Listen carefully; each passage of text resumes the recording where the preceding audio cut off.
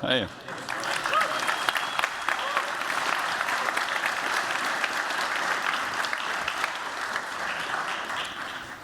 All right. Good evening, everyone. My name is Thomas Singers. I'm development coordinator at Blender. I take care of the online team, both the employees and people from the community who contribute to Blender every day to make it better. And I do that remotely from Germany. And sometimes, you know, when you're sitting alone in your little office at home and it's raining outside, then maybe you forget why you do all this. And it's easy to, you know, get distracted a bit and like getting depressed, you know, it's winter, everything. But then I come back here to the conference and I see what people make with Blender. Animation studios and companies and like people from the community making all kinds of awesome things. And that reminds me again what Blender is all about. It's about you, about the community. So I hope you all have a great conference, get inspired yourself, see some amazing talks, and I hope you can get even more inspired throughout the course of the next hour, because we will have 14 people on stage that will show how they use Blender, what they make with it, and hopefully you'll enjoy this. So thanks a lot for being here, and yeah, let's have a great lightning talk session again at the Blender conference.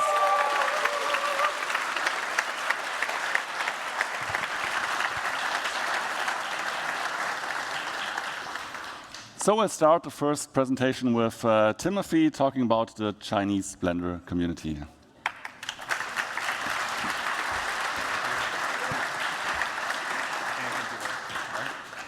Thanks, everyone. Good to be back. So I'm delighted to bring some updates from China's Blender community. And first up, in our efforts to teach Blender to people from 8 to 68, I'd like to show you guys the award-winning entry from last year's 3D animation competition. Before we watch, this was done by 3 students aged 14 to 16. So yeah, let's take a look.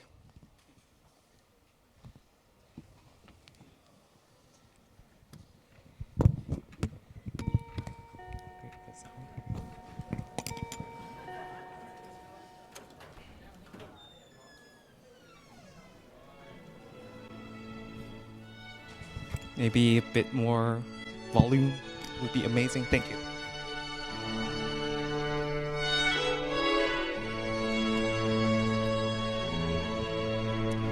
So I'll narrate a bit over it. These 3 students spent a bit of time learning online, and they spent some time in school with a leading teacher. They did all the modeling and texturing and rigging and animation that you guys see.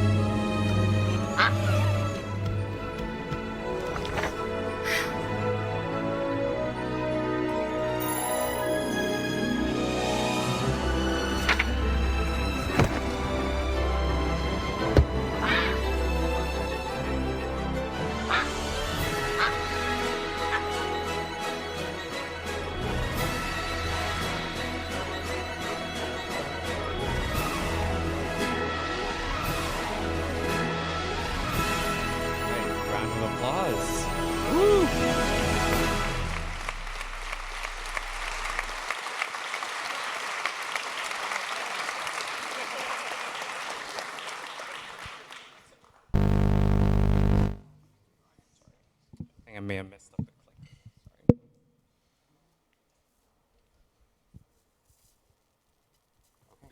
Sorry. So next up, we have a quick video showing you guys the upgraded Blender Studio experience in China, and it's called Origin CG.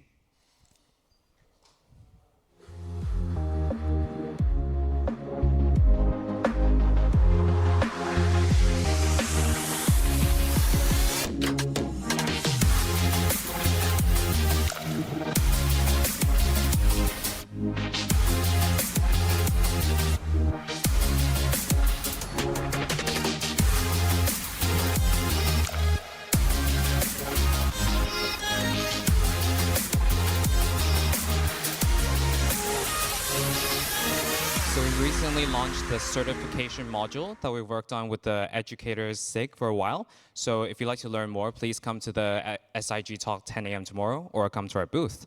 Last video to show you guys. We have a quick announcement.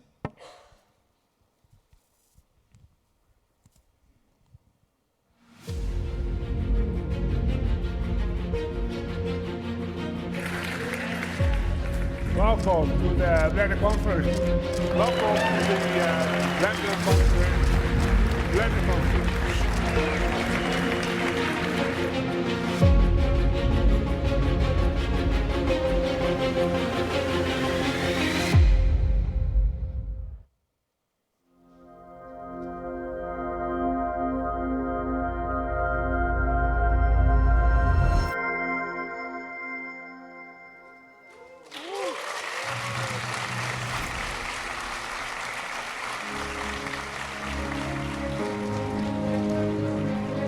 So we ran a Blender Day event for one day last year, and we got 1,000 Blender heads to join us offline, in person. So this year we're hoping to do even greater things. We're going to have a 2-day event over one weekend in December. And if you'd like to connect with the community there, please join us.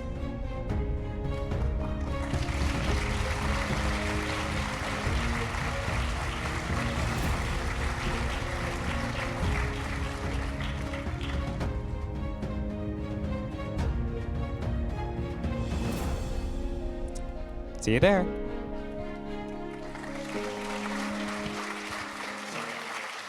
No worries. All right, thanks a lot. And then next up, we have Martin.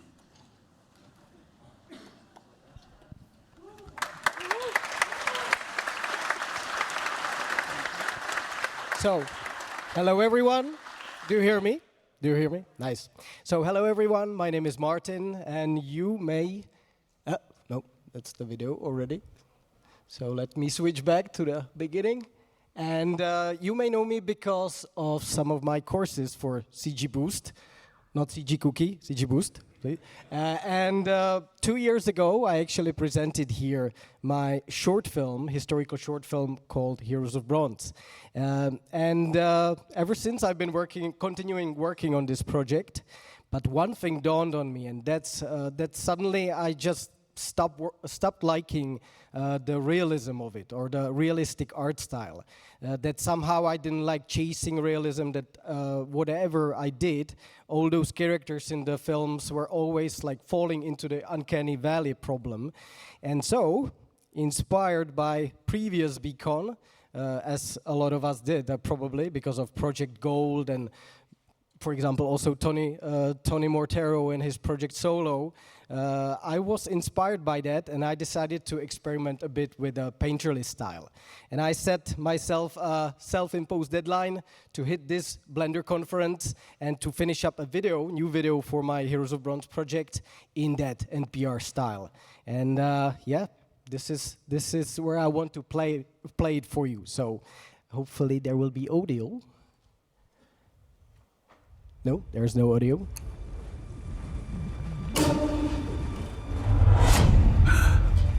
Gods, they really came.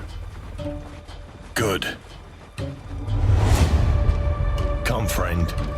We have work to do.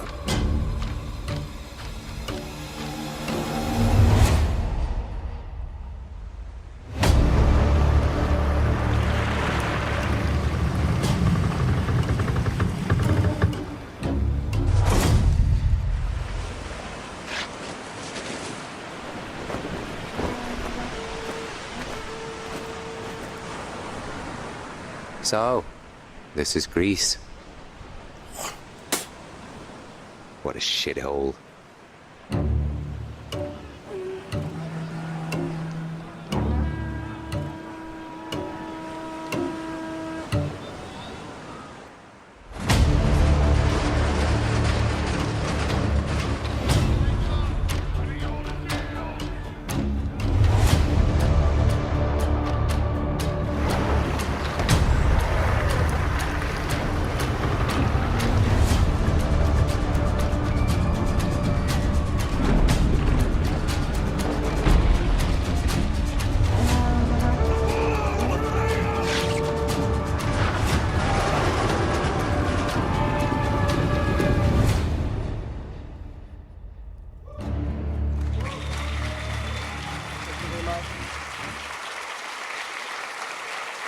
Thank you, thank you.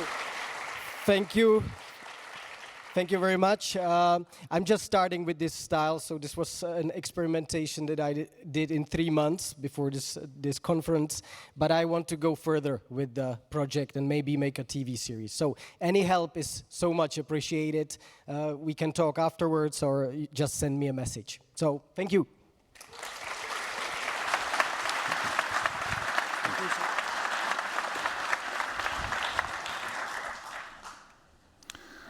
All right, and next up we have Yang. Welcome.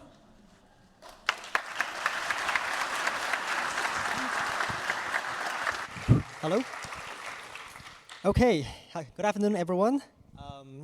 Allow me to have my script. I'm first time on the stage, and I'm really nervous. Okay.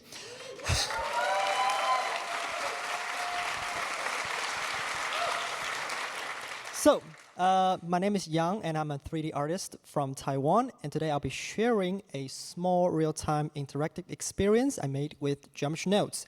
And that's a really, really small one, just an experience. So, just a quick self-introduction. Back in 2020, I started my first job working with internationally renowned new media artist and VR director called Xingqian Huang. Maybe some of you know that. And I was mainly creating VR and AR content using Blender and Unity. And since 2022, I've been working as a senior 3D artist at HTC Viveverse, where I focus on WebGL real-time content, as well as traditional 3D animation. Well, just basically building metaverse-related world with Blender and Play Canvas. So, now on to the topic of the day. Let's see. Okay. So, this project is called Vivid Garden, and let's see the video. It's a short one. So, in it, you use the mouse to control a magical butterfly that grows plant in the garden. As you can see, when the butterfly flies over, the plants bloom and then shrink back once it leaves. And I try to give it feeling like playing like a team lab artwork, because I really admire their work. Let's just replay it again. Oh, wait, hold on. Sorry.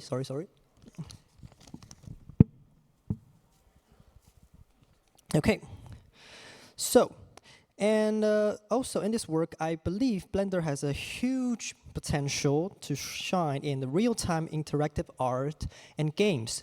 Although right now it's only in Blender. I don't know how to pack it or export it to other platform. So, next one. Hello? What? Sorry. Okay. How can I do this one? Thanks. Okay. So here's some in the viewport footage, and everything you see here is achieved in the real-time EV, and all the particle animation and functionality are done with geometry nodes. And instead of using simple proximity node, proximity node, you get object get close, and it just you can just scale it or rotate it. But I want it to feel like the real growth, that you accumulate some parameter over times and keep growing. So let's see it again. Okay.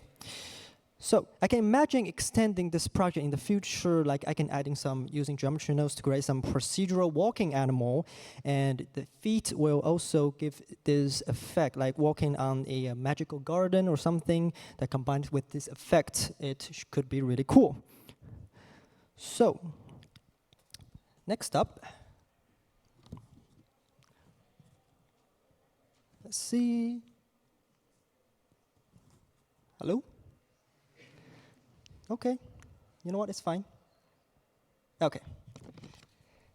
So to make this project happen, I relied on the 4 important nodes, geometry proximity node, and the simulation node, and for each element node. And of course, everyone's favorite, the attribute node.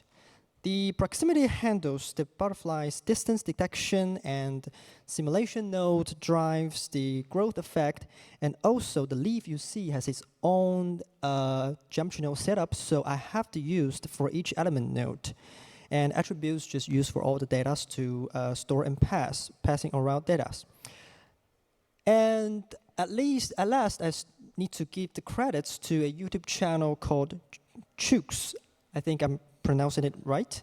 I followed the tutorial to create the leaf folding effect that, as you saw on the footage, which is really awesome. So that's it. That's my presentation. A short project. And Blender is I just want to appreciate that Blender is really amazing, and I love this community. And thank you, guys. See you again. Thank you.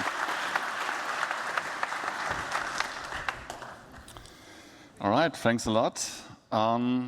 Just as information for the speakers, if you have videos in your slides, you can just press one more on the clicker, and then it should automatically start, so you don't have to manually push buttons on the computer. All right, next up we have Christoph.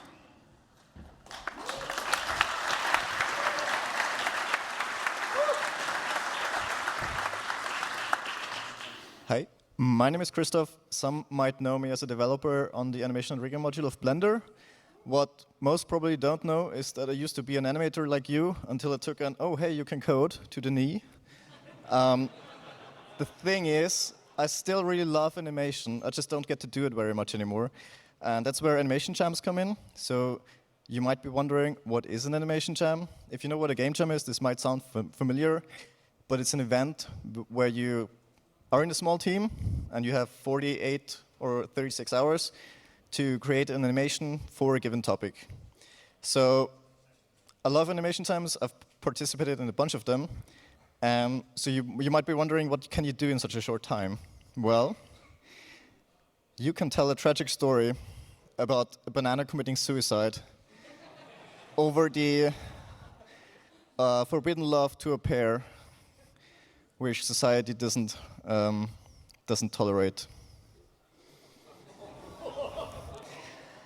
Or you can create a cute story about how Earl Grey falls in love with milk. This is rendered in cycles, by the way, and the denoising artifacts are part of the artistic intent. Or you create something absolutely nonsensical. So our goal with this was to make something that absolutely makes no sense. You can also tell that we took the animation side of things quite liberal. Or you can make a fake ad about a zombie planting limbs. Like, our question was, if zombie limbs fall off so often, then how do you get them back? Well, they grow them. Or it could be a cooking show where the food may or may not be alive. And yeah, this was also done in cycles. We bought the background assets from ArtStation. This is also totally fine for animation jams. The face is done with grease pencil. Or you can tell a very personal story of how there is a lot of devices in our surrounding that take a lot of brain space from us. and we sometimes just need somebody to give us a cup of tea and just take us out of it. So, I hope I inspired you to join one. So you might be wondering why you can do this. There's two that I know. There is one called Cardiff Quick Draw. They're part of an animation festival in Cardiff, Wales, but you can join online, so you can do it remotely. Did that a few times, and there is the Anima Plus Jam. That one's locally in Austria, so if you are in the southern Germany, Austria region, I can highly recommend to check them out. But that's only two, right? Sorry. I'm doing this presentation because I think there should be more. I want everybody to think about where to do this. It's really easy to organize. I did this in university. Just gather a bunch of friends, make a theme, and sit together for a weekend and just have fun. It's absolutely hilarious.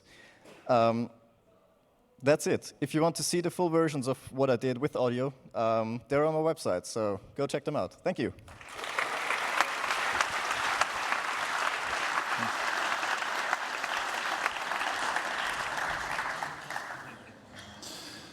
Thanks a lot, Christoph. Then next up we have Jonathan.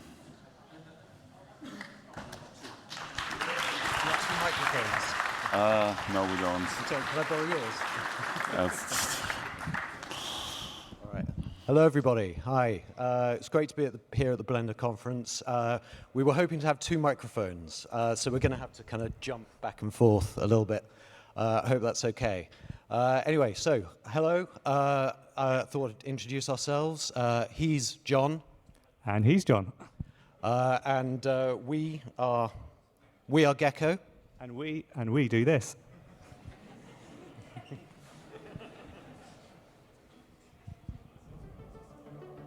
We have sound.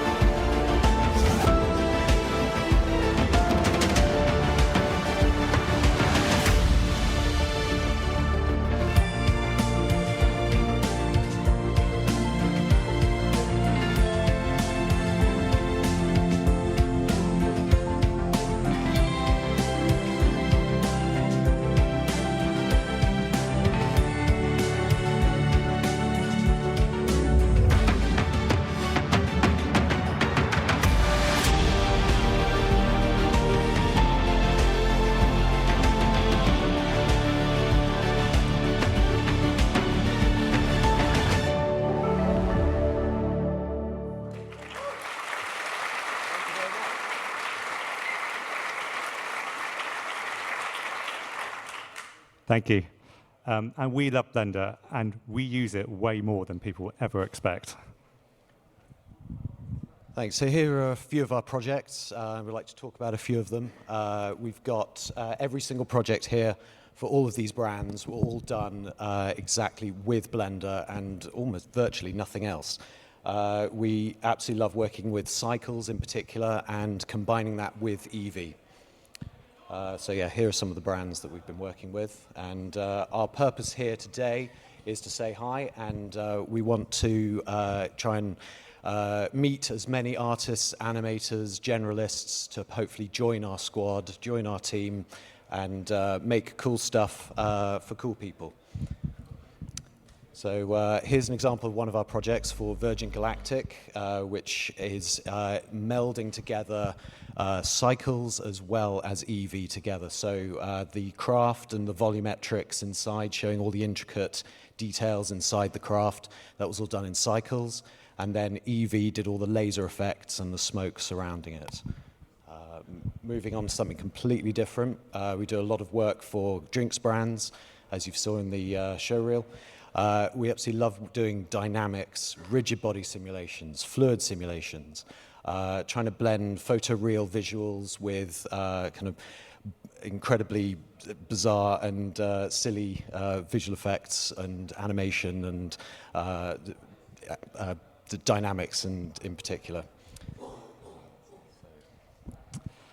And we like pushing Blender to the limit all the time, and especially like using color has been a particular thing in a professional environment that we find really important. And I was amazed in the amazing setup that Jonathan has in the compositor. Again, it just shows how you can really push Blender into a professional standard. And this is just an example, one of his amazing node setups. It just really elevates it from just the render, then use the compositor to really push it up.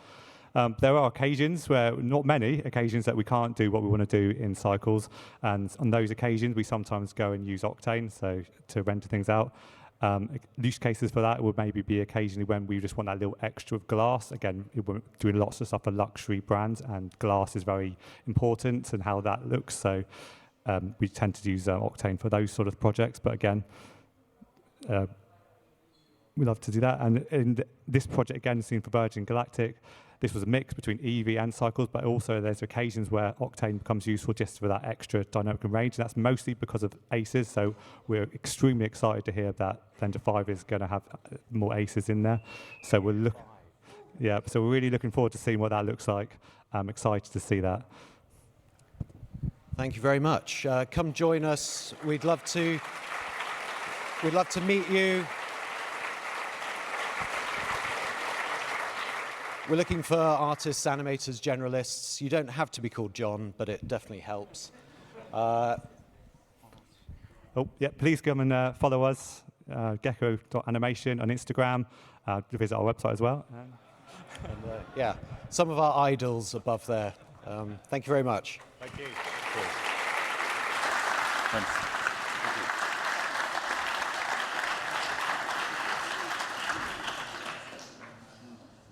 All right, next up we have Vincent.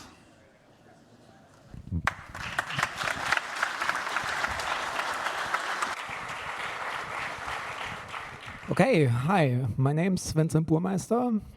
I'm a 2D/3D animator, or do animations mostly for documentaries and in a highly stylized style. And yeah, I just jump in.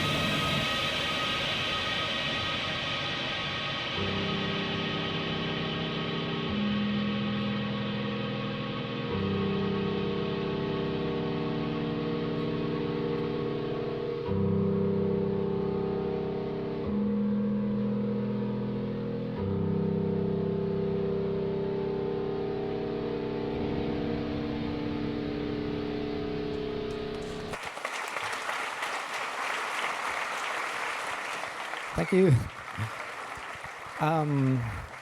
So I'm most often challenged with the question how to tell a story of which no pictures exist.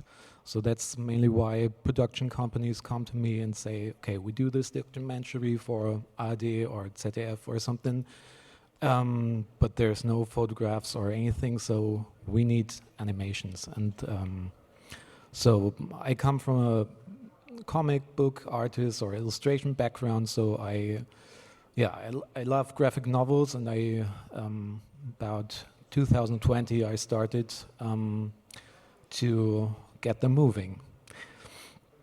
And yeah, I love Blender, helps me every day, and if you have any questions or want to work for me, approach me, and yeah, we'll figure something out.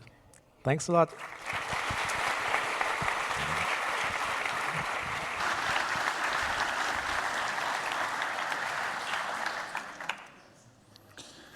All right, next up we have the people from Autotroph.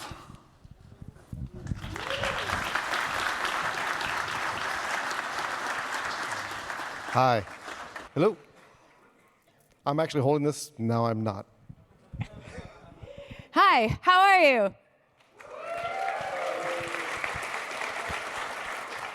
I'm going to take woo to mean good. I'm Amber. This is Jason. We are from Autotroph. Autotroph is the parent company of Superhive, formerly Blender Market, CG Cookie, Orange Turbine, and also the official hosts of BCON LA this past year. Much thanks to Blender for helping us do that, and for Delight for wearing the T-shirt today, like me. Thank you. So it was really cool. You can see some really cool people were there, and we had a great time. Maybe you can. I don't know. Maybe you can't. Maybe you can see these people. There you go. So when we were here last year, we did a very official poll that involved a lot of screaming and clapping because it made us feel better about ourselves. And we asked you where you would like to see the next BCON in North America. We heard you loud and clear, and it is coming. BCON Austin, Texas in April the 13th and 14th.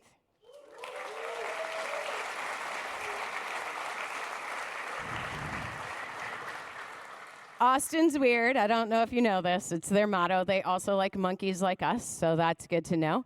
It's also the rock and roll mecca of the universe, and this is the historic, iconic 6th Street. We have actually reserved an entire block of 6th Street for BCON coming in April, because as you know, everything is bigger in Texas. So this is actually the venue that we're going to be at. This is in Cahoots. We have a large outdoor space that's kind of a central hub. There is lodging there. We've reserved all that currently for our team and for sponsors. But there's a very cool hotel across the street I'm trying to buy out for the rest of you. We're going to have 3 breakout spaces, and we also have that main stage in the main area. And then we also have 2 indoor stages as well. So we went from 1 stage and 1 breakout room in LA to 3 stages and 3 breakout rooms in Texas. It's going to be fantastic. And you can get your water from this fountain. No, actually, it's going to be coffee. You can get your coffee from this lion. Going with the theme of weird, and it gets better. But if you want to know more, you can sign up on our mailing list right here by using that QR code. We are currently looking for speakers and sponsors. If you want to be a sponsor, come find me, talk to me about that. If you want to be a speaker, go find Jason and talk to him about that, and we will see you in Austin. Thank you. Thank you.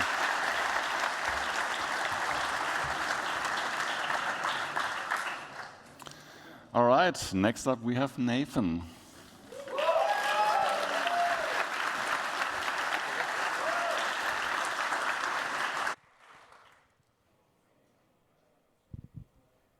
Hi. I'm Nathan Vegdahl.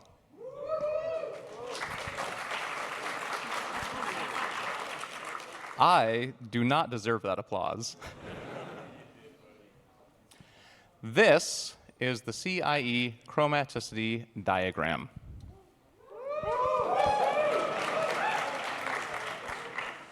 These are all the colors the human eye can see. It's a wrong statement that lots of people say.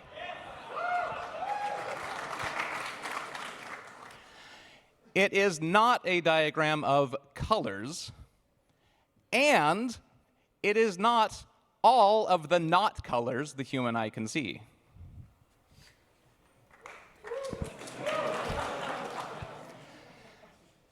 Shockingly, this is not the Netherlands. I wanted to give a talk this year about the not colors that are not all of the not colors that the human eye can see. But I was too busy moving to not the Netherlands. So, I'll give that talk next year at Blender Conference 2026.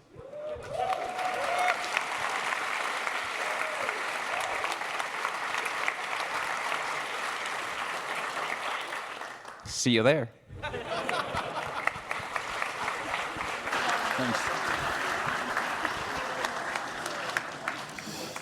So if you needed one more reason to come to next year's Blender conference, now you have it. All right, next up we have Rafael. Hey. Hello, hello. Hello, everyone. Dude, like, Blender conference is really good. Like, it's the first time here, and I feel like I'm at home. It's really good to be catching up with the community. I even got my cow tattoo, so it's good stuff. And I'm here to briefly talk to you about what we do in Brazil using Blender, what actually Blender empowers us to do there. So basically, it's kind of like game cinematic. I'll show you very quickly. Like, that's not trouble enough. We're also getting into game development. And we are also building some tools to help organize production, and it's a lot of trouble, right? So, but first, I need to talk about Lightfarm. So, what is Lightfarm? We are a production company that does mostly advertising, but we act in 3 different markets. So, we do advertising, like I said, we do game cinematics, and we also do health. And some people ask me, like, why are you going through such different markets? What are you guys doing? It's just because we dream big, and with big teams, you need a lot of work to fuel that. And as many of you were talking to me these days, you guys know how it goes through ups and downs, right? Sometimes there's a lot of work, sometimes it's not as many. So this is a way to diversify and also get a lot of work. But it's also lots of different pipelines, things that you got sussed, so that's what we're doing. And why does Blender empower this? It's just because sometimes the margins are pretty crazy, and Blender gives us amazing tools to accomplish that type of work. So I saw a lot of EV stuff, and this is something that we accomplished. We did that for Blizzard, and it was a character release on Overwatch. And it was a really nice one, done using Eevee. Dalai, you're saying like, oh, I don't see line art, and you know, it's so this is basically a geometry node set up with that inverted normal type of thing, plus grease pencil, just to make sure we're getting those details here and there. And it was a blast. Like, we have other projects on the works with them, so this is something really cool. But we also use cycles. So after the booming of Arcane, that kind of became like some of the references. So clients are like, hey, can you guys emulate Arcane or do it like Arcane? So for sure, and Cycles is pretty good at doing that. We just need to make sure we're painting good textures and lighting them nicely. And that was the result. I think over the last 3 years, we've done 12 Riot movies. So they keep coming. That's been a good one. And I think, as far as I know, we're the only ones in Brazil doing that type of work, like game cinematic. And it's a very competitive market. We feel like we're the new kids on the block, but it's making a splash. And I'm very proud to have Blender enabling this type of work. And like, that's not trouble enough. because we have a big team and the highs and the lows sometimes get you with a bunch of artists without knowing what to do. We're also making some crazy partnerships on developing games. So we partnered up with Mad Mimic, which is another company that does games, and we are developing Zero, which is a action farm game, if that's a thing. And basically, you just it's an hexagrid type of farming game. We're putting some effort in there, and using Blender to accomplish a lot of what you see there. It's been a good ride, but we're partnering up because we know making games is a different thing than making animations, and just this way, making partners and trying to find a way for this to happen is a lot easier than just diving in, and we really like to collaborate on these projects.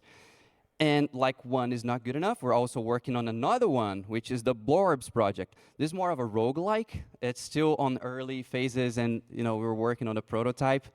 But yeah, and I bust my time, but I promise I'll finish really quickly. How do we manage all of this madness? We are 110 artists at the moment working fully remotely.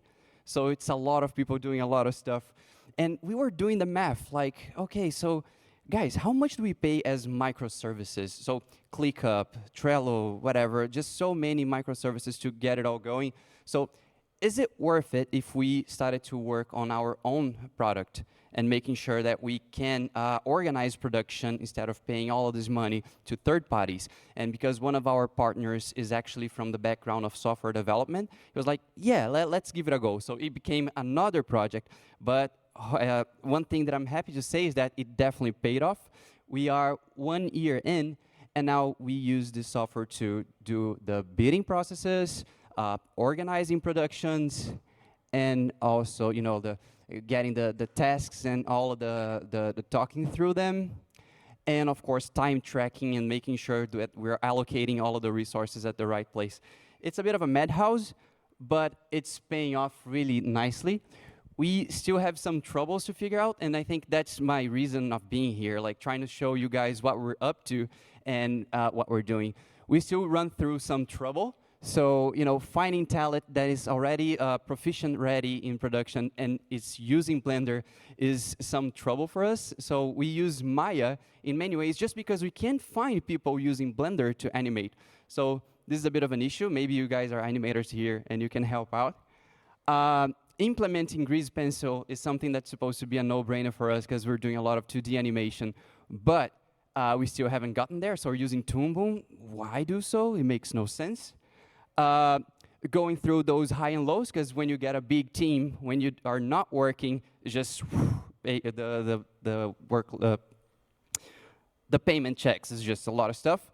And we need to figure out, Octodon is working for us, but we want that to reach out to more people so we can empower people to do the same, but we need to figure out a model to do so in a consistent way. So I think that's it. I hope you guys enjoyed looking at what Blender is empowering us to do down in Brazil, and thank you so much. Thank you.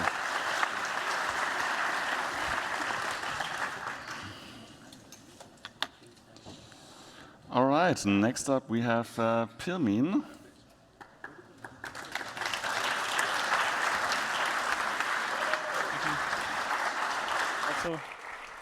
Hi. Sorry, also this was completely unprepared. I didn't do this with Jason and Amber. Yeah. Hi, how are you? Yeah. Sorry, I just found out like 3 days ago that these lightning talks even exist, so I tried my best to prepare. Yes, so I'll do a very quick project presentation, try to keep it short and sweet. So that's me. My name is Pirmin, and I'm 24. And I'm from Switzerland, and that's about it. And yeah, okay, I've been using Blender since about 4 years and been working on this project since about 1.5 years. And please don't be under the false impression that I'm anywhere near finished, but that's also kind of why I'm here. Right, so a little bit about the project. It's an attempt to really visualize and express a wonderful piece of music I really enjoy. It's film music. Concretely, how I would like to approach that is I have a setup that animates many playing cards as as expressively as possible. And it is all procedural in Geometry Notes, which has been really fun, and I'm really looking forward to tweaking many of the settings. And yes, so it has been a little bit involved. Like, this is the top view, and this is kind of neat and tidy, even a bit of color coding, very professional. But sometimes I find myself at like 2 or 3 a.m. in the morning, and it's like 6 or 7 layers deep in like nested node groups, and I start wondering if I have been caught in a trap I have created for myself, and yeah. But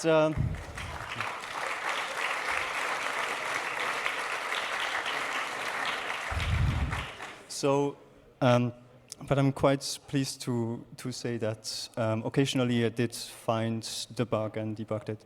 And these are a couple of images, like just screenshots from a large number of accumulated screenshots from this 1.5 years, just to give a little bit of an impression. So these are playing cards following these structures, and there's other structures, and it's all animated to the music. And also a key element of the project is that I really wanted to animate this like on a node-by-node basis, so that every music node actually has an equivalent visually, if possible. Like this is the ideal. So each one of the blue groups, like this is just one node, like just 3 attributes for start frame, node duration, and like pitch, and all the others are just to actually visually create some kind of signal. And I know that it actually is synced up with the music because I made a little visualization, like MIDI style, and it works, and I'm happy with that. But yes, so I would like to show you a demo. It's like 15 seconds of actual render time. It's quite short. I'm not allowed to show the audio here because it's going to be uploaded to YouTube, and it's copyrighted music. So no audio right now, but I will direct you later to how you can find it with audio, because it is just super essential for a music visualization to hear the music. 1 second. I'll max the resolution, please.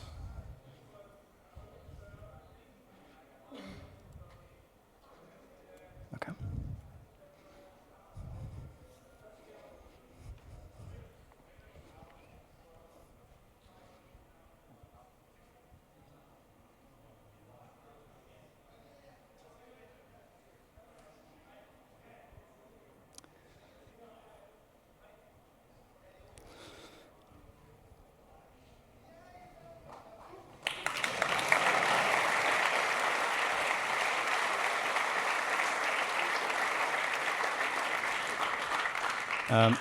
So yes, as you can see, camera work is quite like new already. Like it's a lot to do there still, but yes. So where I'm currently at is I have basically finished the whole Geometry Node setup, and I'm just itching to implement it all, and I will be hopefully done in 3 to 4 months. I just really have learned over the course of this project that I'm very, very bad at like estimating how long certain tasks take.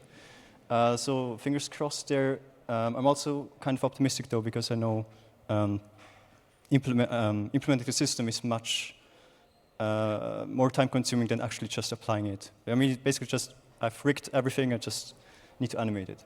And the music piece is 3 minutes 50 long, and with 24 seconds, that's about 5,500 frames, and that's quite a lot for little old me and my laptop. And so any support is very much appreciated. So yes, if you want to reach out, I've created this Gmail, or you can also find the video also with audio on like mastodon.art at TSOE, and also at the QR code, which hopefully will stay up a little bit longer afterwards. But yeah, or you can just approach me and you get a card. Yes. Yeah, fine. That's it. Thank you.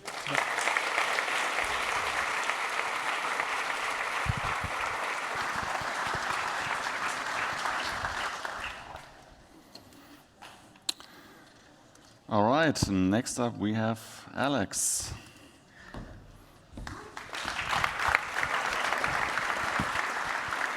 Thank you. Do you guys mind if I take a selfie with you? I just think it's such a cool opportunity. Hello, Blender Conference! Okay, that's all I wanted, so I'm done. Yeah. There's a quote up here that kind of informs a lot of things that I do. I really love the journey. I don't use a lot of generative AI for this reason, because I think the artistic journey is important, and I'm going to tell you a little bit very, very quickly about an artistic journey that I went on recently, because my name is Alex Chamberlain. I'm an art professor at Utah Tech University, and I'm a Blender user for 16 years, and I'm a huge dinosaur enthusiast. So this is my first piece of paleo art that my mother saved, and this is Tyrannosaurus Rex. You can tell because his head is touching the sky, and he's taller than that house, and for some reason Mickey Mouse is also standing in front of it. But that was me at age 4. I think that Tyrannosaurus Rex is the coolest dinosaur, and I think that when a community has access to a Tyrannosaurus Rex skeleton, it's really, really cool. This is the one just south of Amsterdam in Leiden at the Naturalis Biodiversity Center. I went there 2 days ago. And that's kind of my big why. I think that it's important for people to look at things like this and realize that there were things here before there were people here, and that there will be things here after there are people here, that there's a universe out there that's bigger than us. And so, in order to try sharing that experience, I decided that we needed a Tyrannosaurus Rex skull in my neighborhood. So I modeled one in Blender, and then I decided, all right, I need to 3D print it to show people what the scale is. And so I printed, and I printed, and I printed with ABS filament, and I dissolved all of my supports in acetone and made a goop so that I could paint the pieces together, and I could cover up my seams. And after a while, I had a 3D printed Tyrannosaurus Rex skull. And then I made a big mistake. I thought it would be really cool to have a toe bone. And so I made a toe bone. And then I thought the arms are small. Maybe I'll make an arm. And then I thought, well, I've got a toe claw. What about a few more bones and a few more bones? And I made a lot of spaghetti along the way. And then I thought maybe a shin bone, maybe both shin bones, and maybe the femur. And by the time I printed the hip bone, I realized I had to admit to myself that I was making an entire T-Rex skeleton. And so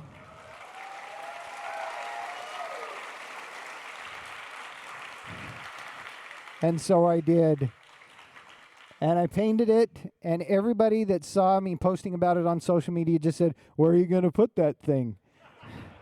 And one day, the manager of my local shopping mall said that to me, and I said, "I'm going to put it in the Red Cliffs Mall." And he said, "Well, we'll pay for the fabrication of a stand."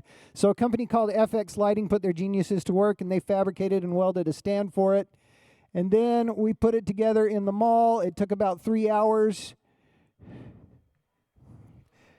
And you may not believe this, but I'm going to finish on time, Thomas. We put it together.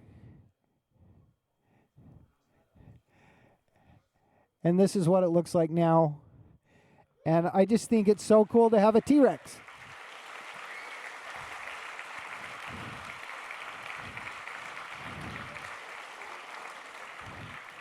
So thank you, Blender, and thank you, community. You guys are wonderful. I'm done on time. Thank you.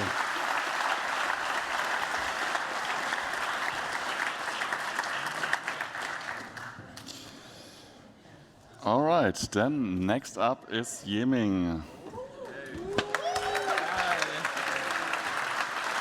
it like that? Is it like control plus or something? Just here. Yeah, whatever. Yeah, okay. It's okay. Let me see if this works. Yeah, it works. So Get out of full screen then. get out of full screen. It's not in full screen. Let me see if this. Hey, But this maybe works. this is okay. Yeah. Hello. Nice to meet you guys. Microphone working? Okay. Yeah. My name is Yiming, and it's not on the slide, unfortunately, because it's definitely not prepared very last minute. And yeah, some of you may know me as a Blender developer, and maybe fewer of you guys may know that I'm also an artist. Yes, and yeah, I'm kind of a multidisciplinary, and for the last 3-4 years, I have been creating this experimental art program named OurPaint, which is open source, GNU GPL v3. And why? This is what the user interface looks like. This is one of my latest painting, if you are curious. And the reason I'm doing this is that I find most of the art programs are overly bloated. There are too many tools, too long of a starting time, definitely not talking about Photoshop. And yeah, I want something minimal, something with only the painting tools, and some free arena for me to experiment with colors and all the visual perceptions. So this is how I made it, and if anybody who is both an artist and programmer, I highly recommend you to do some experiments like this, and it will help you understand a lot of how computer graphics works, and yeah, to gain more experience for developing Blender as well. These are yeah, if you see this picture, what interests you most? Yeah, if you see some spaghetti down below, yes, that is a 100% node-based brush system in this program. So it is much more flexible than Photoshop or Krita, for example. And yeah, it's got infinite canvas, of course.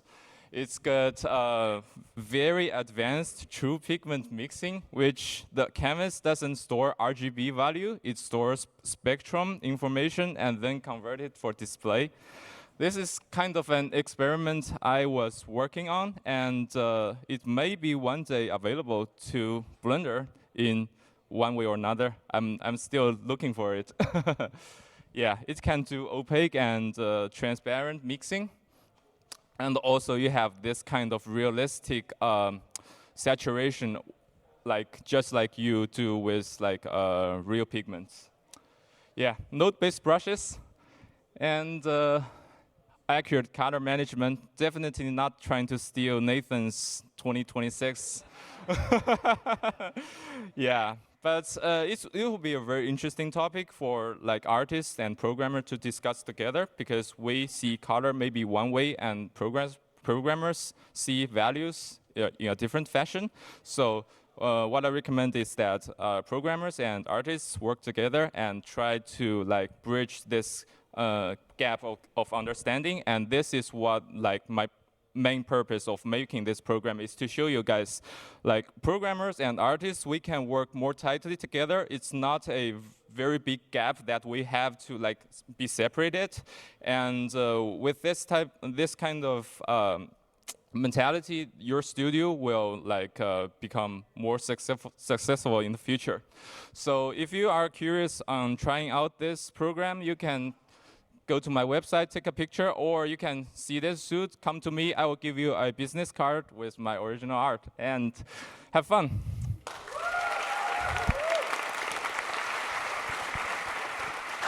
Thank you.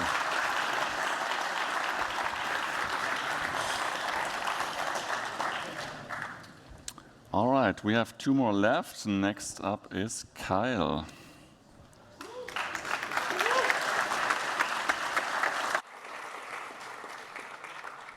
You guys can see a preview of all of my slides. There we go.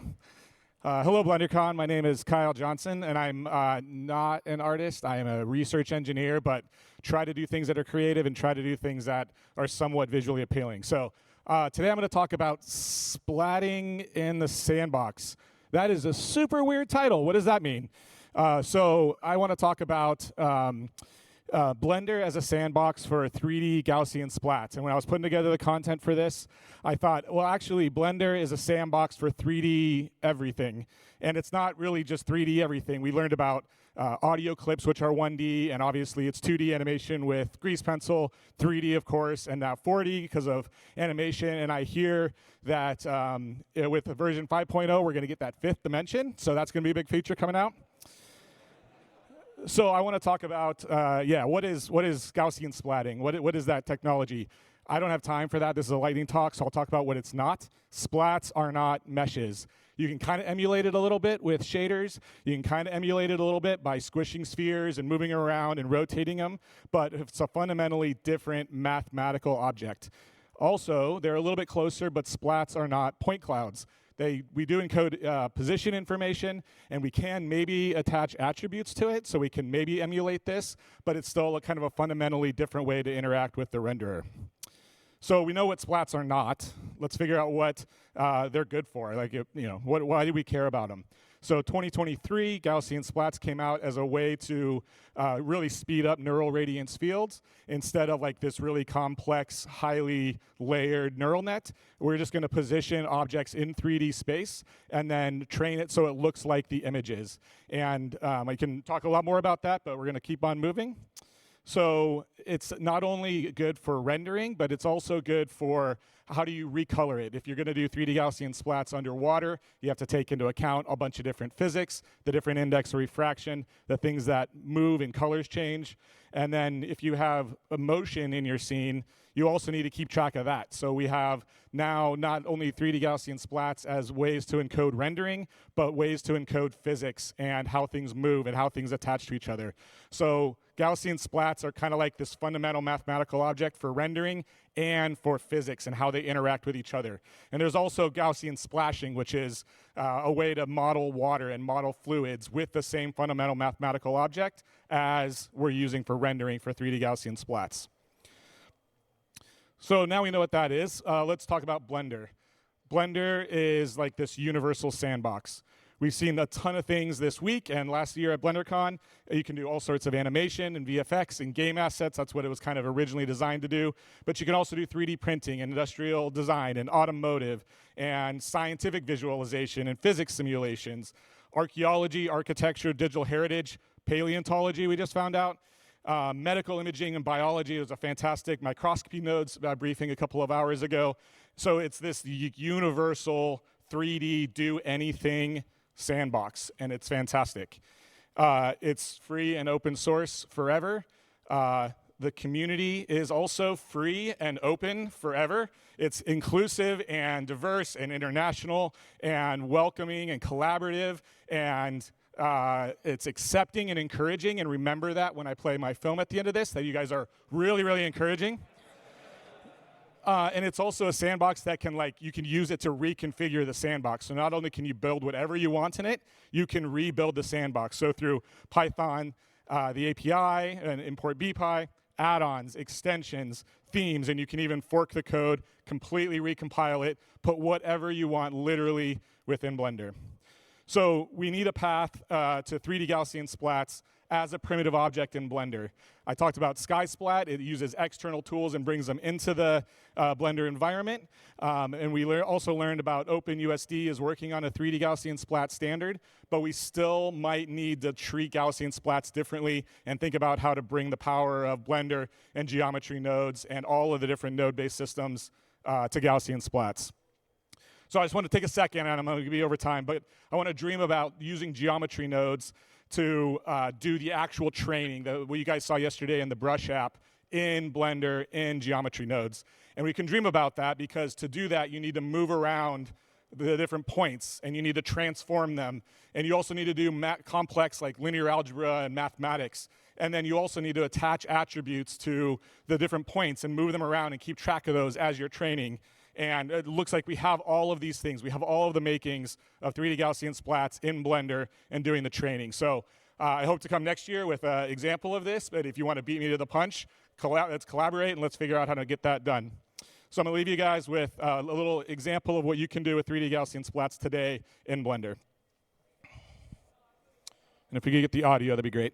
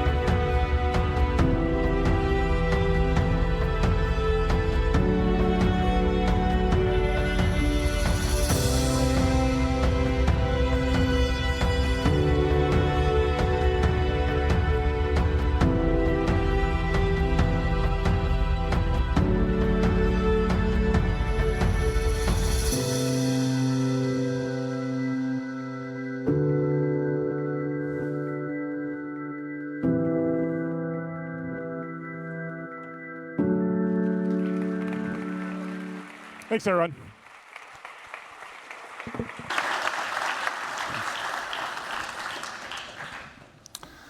All right, and then the last presentation for this evening is coming from Prisco.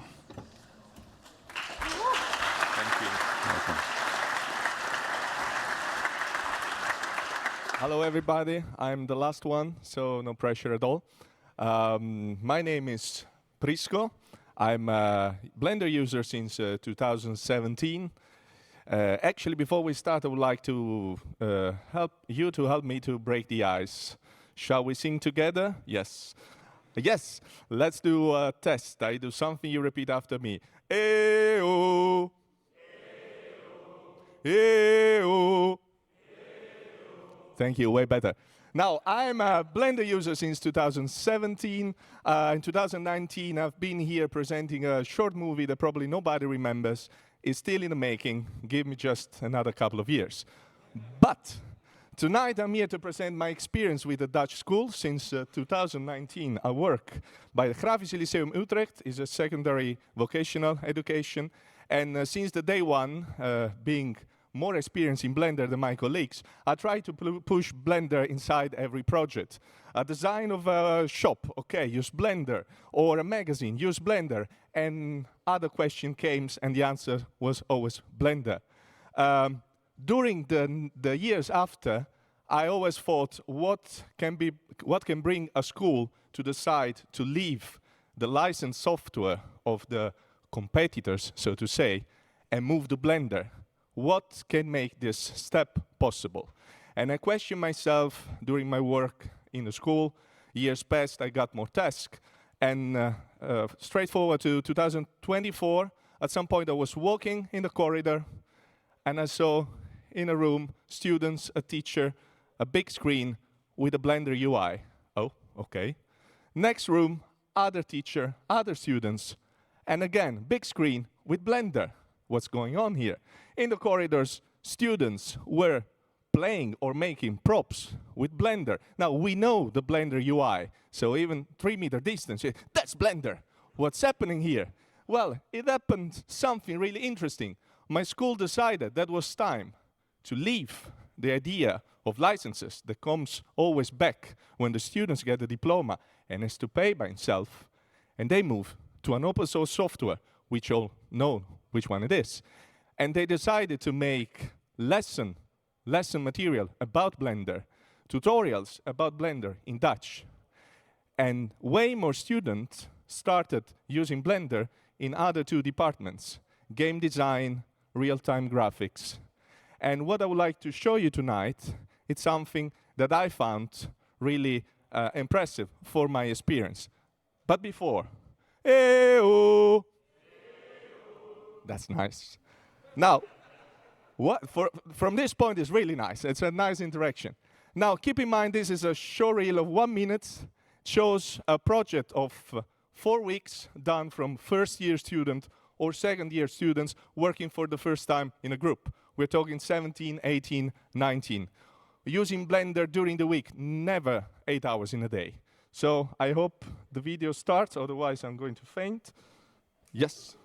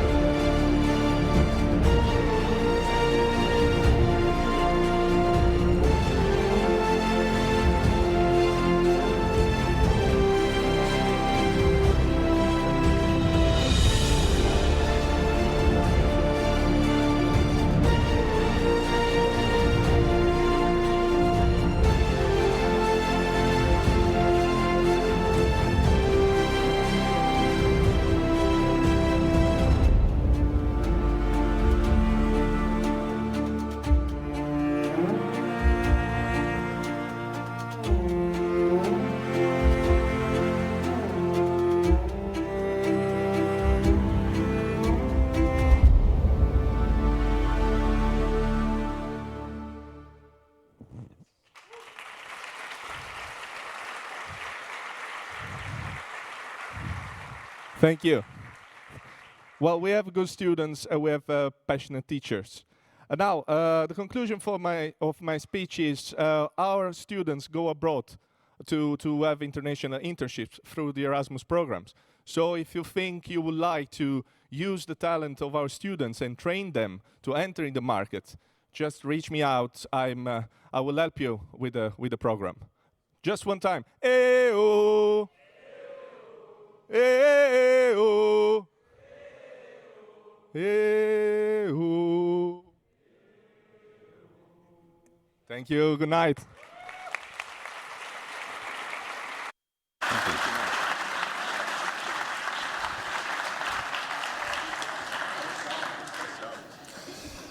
So thank you so much, everyone, for sharing your stories. I am inspired. I hope you're too. So yeah, right away we move on with the Suzanne Awards ceremony. So just stay here. Fiona will be right on stage. Thank you, everyone. See you next year.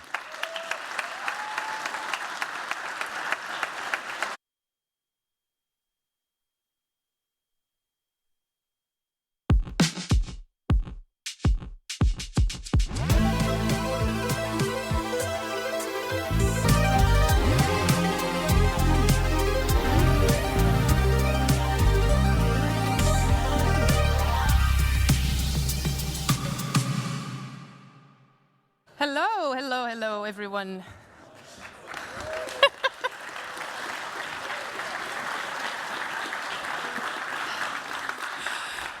As it is now tradition, I'm here to host the Suzanne Awards. So welcome to the 2025 edition. We'll be quick, efficient, and really sweet before you can all go to dinner. And I swear there's still plenty left over. I swear. So first off, thank you to everyone who submitted a project and also just who made the project. To all the teams, thank you. It's always great to go through your submissions, find out what you've all been up to, from the professionals to the one-person team in their office or dorm room, I don't know. We don't go that far. A special thanks also to Bo, who's the one who actually goes through, pre-selects, makes all the back and forth with all the people. It's a lot of work, as you can imagine. And now we can go off to the results.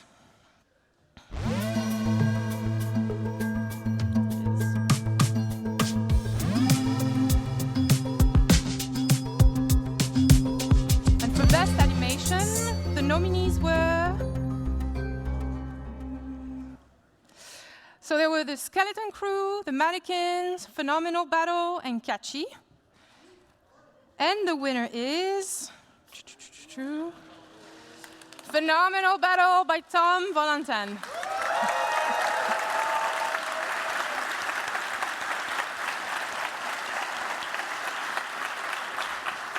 So Tom, this will be for you. We'll send it over. We're already in touch, and you get it in your hands soon. For the next category, for Best Design.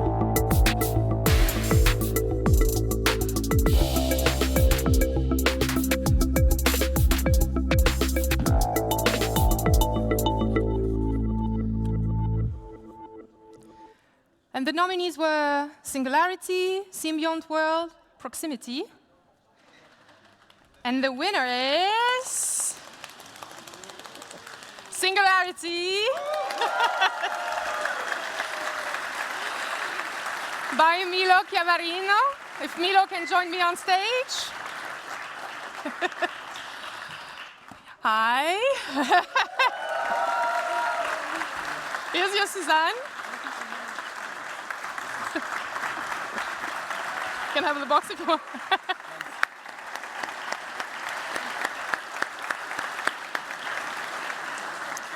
And may I say, what a great choice for a name. The studio followers will know. Well, in any case, Andy told me, like, well, yeah, it was a temp name. We're going to find something else. So it's Project Singularity that we're working on. It's official. Take notes. Congrats. The next category.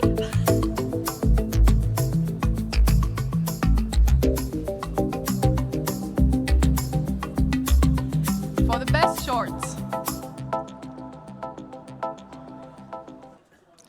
And the nominees were Grim, Par-delà les nuages, Lumber Slumber, Bad Trip, The Ballad of Pale Blue Dot, Quartet Gopala, the Guardian of Senjokolo.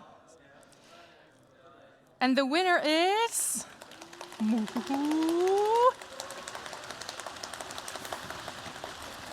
Oh. The Ballad of Pale Blue Dot by Duncan Rudd.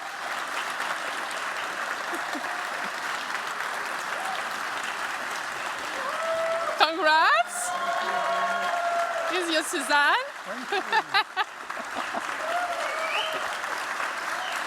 Here you go.